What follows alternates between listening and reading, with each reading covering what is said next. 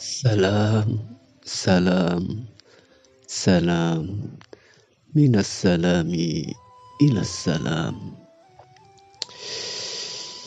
Pada kesempatan ini kita akan mengenal tentang perbedaan suara jiwa atau suara ruh dengan suara akal atau al-aql. Untuk bisa mendengar suara jiwa atau ruh, kita harus terlebih dahulu memahami bahwa jiwa memiliki suara dan pesan yang dapat dirasakan. Tubuh dan akal, atau yang dalam konteks ini juga disebut sebagai alat yang bisa menjadi jalan setan, juga memiliki suara. Jiwa berbicara melalui hati, sedangkan akal berbicara melalui pikiran. Ketika seseorang mengalami perasaan ragu, bimbang, atau pergulatan batin seperti haruskah saya melakukan ini atau itu? Haruskah saya makan ini atau tidak? Haruskah saya berbicara dengan orang itu atau tidak? Maka itu adalah suara-suara dari dalam diri yang sedang berkonflik. Jika seseorang tidak menyadari asal suara tersebut dan hanya mengikuti yang paling kuat saat itu, maka ia akan menjalani hidup secara acak, mengambil keputusan tanpa kesadaran, tanpa analisa, ataupun tanpa pertimbangan yang matang. Dalam diri manusia terdapat banyak konflik antara suara jiwa dan suara akal. Dalam urusan pekerjaan, dalam kehidupan keluarga, dalam hal keuangan, dalam interaksi sosial, dalam budaya, dan dalam agama. Konflik inilah tempat seseorang bertemu dengan jiwanya. Langkah pertama bukanlah menyelesaikan konflik, tapi menyadari bahwa konflik itu ada.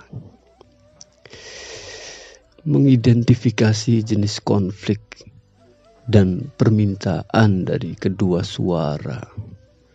Apa yang diinginkan jiwa dan apa yang diinginkan akal.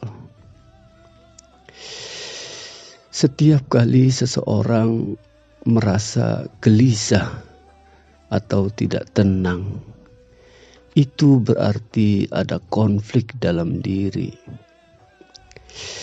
Pertanda adanya dua pilihan yang sedang dipertimbangkan, kebaikan atau keburukan.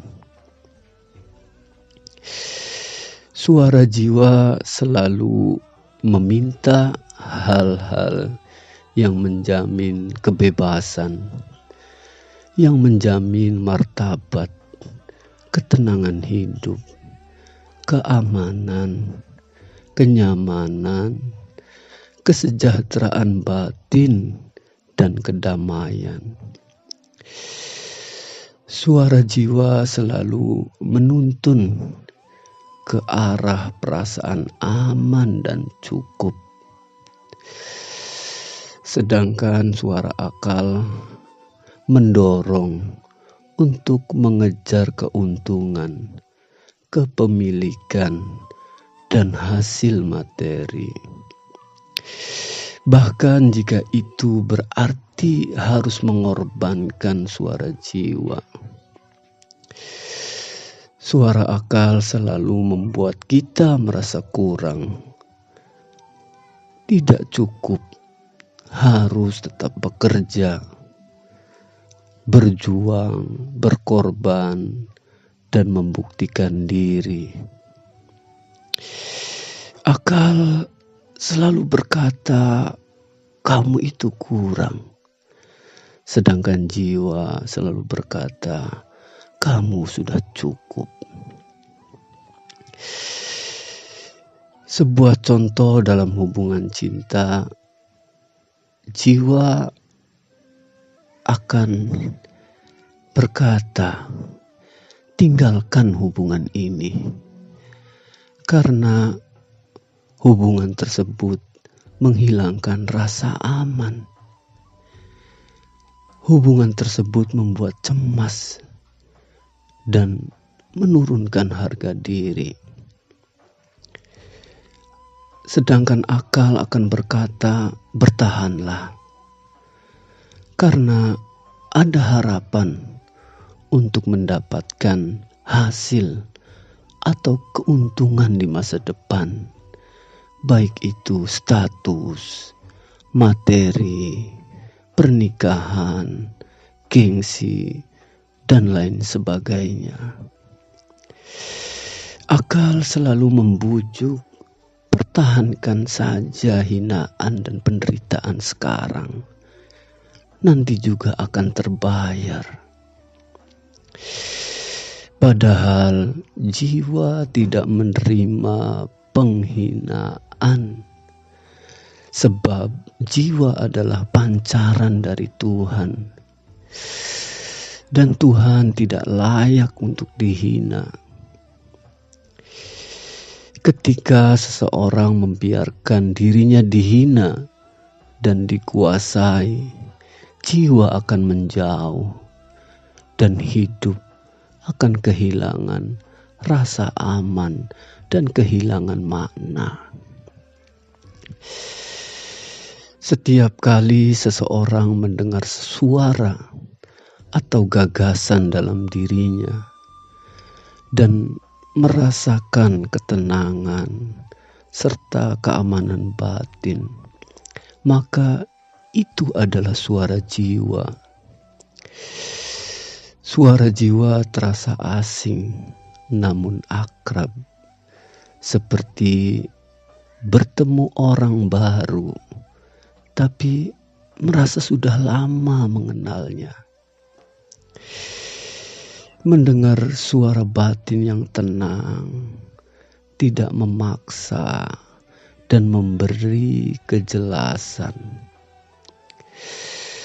Hal yang menghalangi seseorang terhubung dengan jiwanya adalah akal.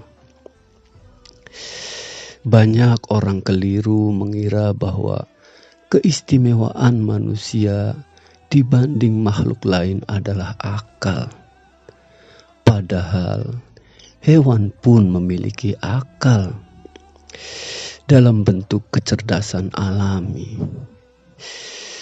Tuhan tidak memuliakan manusia karena akalnya, tetapi karena jiwanya.